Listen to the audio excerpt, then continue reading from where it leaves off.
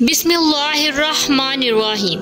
अस्सलामुअलैकुम वरहमतुल्लाहि वबरकातुहू। मुख्तलिफ रावी बयान करते हैं कि एक मरतबा हमने हज़रत अली रज़ी अल्लाह तआला अन्हु से पूछा, नबी पाक सल्लल्लाहु अलैहि वसल्लम ने जब हज़रत अबू बकर सदीक रज़ी अल्लाह तआला अन्हु को अमीरुल हज्जाज बनाकर भेजा था तो आपको क्या पैगाम देकर भेजा गया था?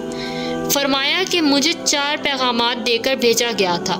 एक तो यह कि जन्नत में मुसलमानों के अलावा कोई और शख्स दाखिल ना हो सकेगा। दूसरा ये कि आइंदा बैतुल्लाह का तवाफ बढ़ना होकर कोई ना कर सकेगा। तीसरा ये कि जिस शख्स का नबी पाक सल्लल्लाहु अलैहि वसल्लम से कोई मुआहिदा हुआ वो मुद्दत ख़त्म होने तक बरकरार रहेगा और उस साल के बाद मुसलमानों के साथ मुशरिक हज ना कर सकेंगे।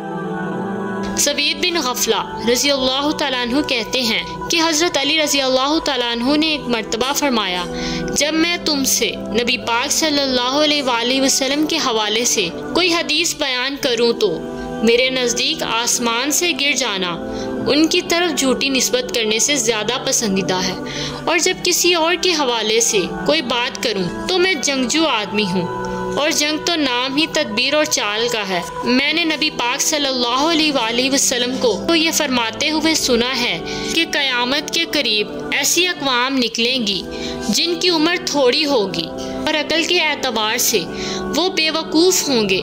नबी पाक सल्लल्लाहु अलैहि वसल्लम की बातें करेंगे लेकिन ईमान उनके गले से आगे नहीं जाएगा।